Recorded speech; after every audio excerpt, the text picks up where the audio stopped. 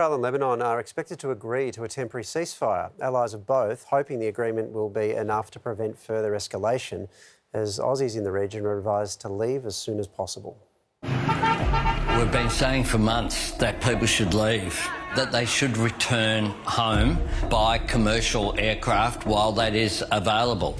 Today, the PM once again urged Australians to get out of Lebanon. The warning coming as Lebanon and Israel consider a ceasefire deal that would allow negotiations for peace. War is not inevitable. A diplomatic solution is indeed possible. The 21-day deal was proposed by the US and France and backed by key nations including the UK, Qatar and also Australia. Lebanese civilians cannot be made to pay the price of defeating Hezbollah. Lebanon cannot become the next Gaza. World leaders at the UN fearing escalation. Hell is breaking loose in Lebanon. In recent days, Hezbollah fired a ballistic missile at Israel, intercepted over Tel Aviv. Israel conducted a wave of airstrikes on civilian centres in southern Lebanon. A diplomatic resolution seemed increasingly urgent, following reports that Israeli Defence's Chief of Staff was preparing troops for a move into Lebanon. We are preparing the process of a manoeuvre, which means your military boots, your manoeuvring boots, will enter enemy territory. Fears that a ground invasion would force an even greater escalation after Iran issued this warning. Iran will not remain indifferent in case of a full-scale war in Lebanon. We stand with the people of Lebanon with all means. But all of this can stop immediately once Hezbollah will stop firing missiles and rockets into our civilian communities. There will be no cycle of violence in the region. Lebanon says the death toll has surpassed 600, with hundreds of thousands already displaced, many now hoping the ceasefire will prevent those numbers from rising further. Yesterday, we lived through war. We feel like we are in a war, a very difficult war, and the situation is terrible. The Times journalist Oliver Marsden is in Beirut and he joins us now. Oliver, it looks like a ceasefire deal might have been reached, but how has that news been received in Beirut?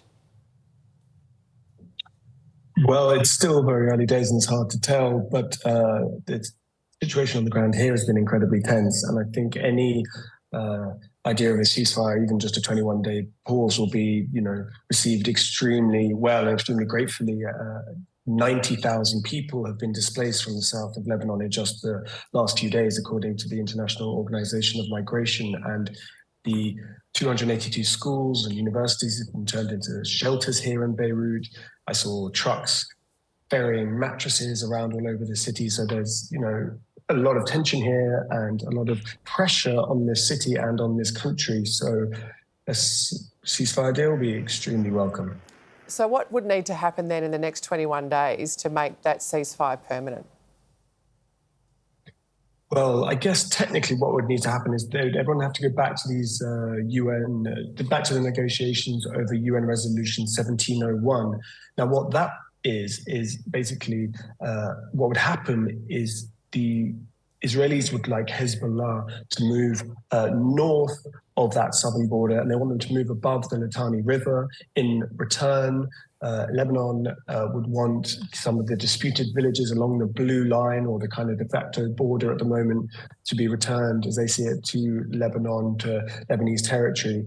Of course, doing this will take a long time, and Parliament Speaker here in Lebanon, Nabi Berri, he actually quoted once in local media that it was easier to move the Litani River south than it was to move Hezbollah north. So there's a hell of a lot of stuff that needs to go on before that permanent ceasefire could happen. And of course, what really needs to happen, and what Hezbollah has maintained all along, is that once there's a ceasefire in Gaza, they will ceasefire.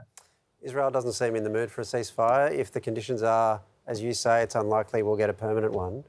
That suggests an Israel ground invasion into Lebanon. Iran's a big player here because Iran backs Hezbollah. They've suggested that if that happens, they might get involved. Is that sort of escalation a risk that you think Israel is willing to take? It's hard to know. I mean, Benjamin Netanyahu has been carrying out this war despite all the risks and despite all the warnings, as has Hezbollah and the Secretary General Hassan Nasrallah. Now, if Iran gets drawn in, that will turn this currently relatively contained conflict. I mean, it is a war in the south of Lebanon, but it'll turn it into a wider regional conflict. And of course, you have Iran-backed proxies in Iraq and in Syria who are willing to come over and to support Hezbollah and join this fight. You have the Houthis in Yemen who are already, attacking ships and firing missiles. The Islamic resistance in Iraq, as they are like to be known, have been firing drones at Eilat in Israel. So does Netanyahu have the capacity and the stomach for this? It's really hard to tell, but he doesn't seem to be making many concessions, especially on a ceasefire in Gaza. So I wonder if he'll make concessions on a ceasefire here in Lebanon. All eyes on that region. Oliver, thanks for your time. Thank you.